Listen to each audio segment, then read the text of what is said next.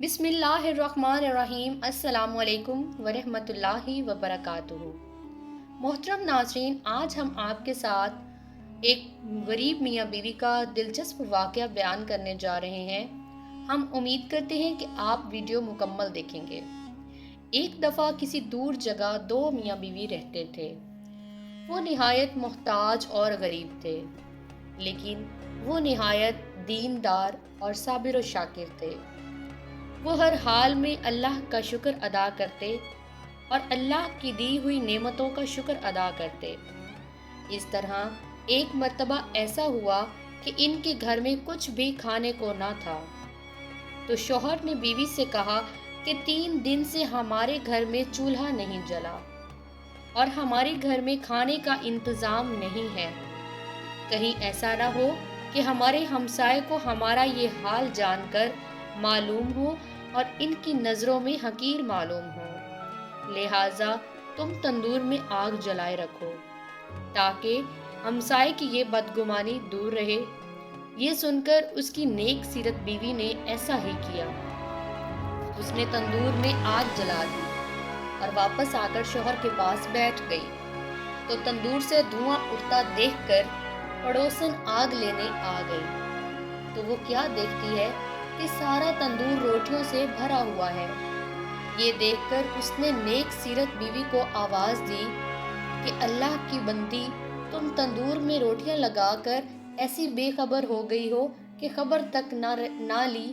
یہ سن کر اس عورت نے جا کر تندور دیکھا تو آگے خدا کی قدرت کا عجیب معجزہ دیکھا کہ آگے تندور روٹیوں سے بھرا ہے۔ اس نے اس سے روٹیاں نکال کر شوہر کے سامنے رکھی اور وہ خود حیرت میں ڈوبی ہوئی تھی۔ یہ دیکھ کر اس کے شوہر نے کہا کہ اس میں حیرت اور تعجب کی کیا بات ہے، اللہ کی ذات ہر چیز پر قدرت رکھتی ہے۔ پھر دونوں نے پیٹ بھر کر کھانا کھایا اور کھانا کھانے کے بعد اللہ کا شکر ادا کیا جس نے اسے اس کھانے سے نوازا۔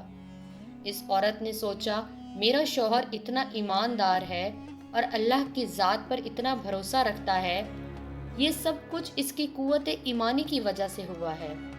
اس نے اپنے شوہر سے کہا کہ اللہ سے دعا کریں کہ ہمیں کوئی ایسی چیز عنایت فرما دیں کہ جس سے دنیا کی فکر دور ہو جائے اور ہم دن رات اللہ کی عبادت میں مگن رہیں۔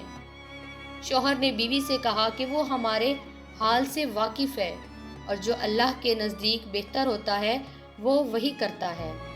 لیکن بیوی کے بے حد اصرار پر اس شخص نے سب کے سامنے دعا کی کہ اے اللہ، تو ہمارے حال سے واقف ہے، تیرے سامنے کسی بات کی حاجت کی غرض نہیں، لیکن مجھے بیوی نے مجبور کر دیا ہے، تو چاہے تو اس کی دعا پوری کر دے۔ جب وہ شخص دعا کر رہا تھا تو اس نے اپنا ایک ہاتھ نکالا، اس کے ہاتھ میں ایک ایسا روشن موتی تھا جس سے پورا گھر روشن ہو گیا۔ پھر وہ موتی اچانک غائب ہو گیا۔ یہ دیکھ کر شوہر نے بیوی کو جگانا چاہا کہ اے اللہ کی بندی، جلدی اٹھو، اللہ نے ہمارے دل کی مراد پوری کر دی ہے۔ یہ سن کر بیوی اٹھی اور اپنے شوہر سے کہنے لگی کہ تم نے مجھے نیند سے کیوں اٹھایا؟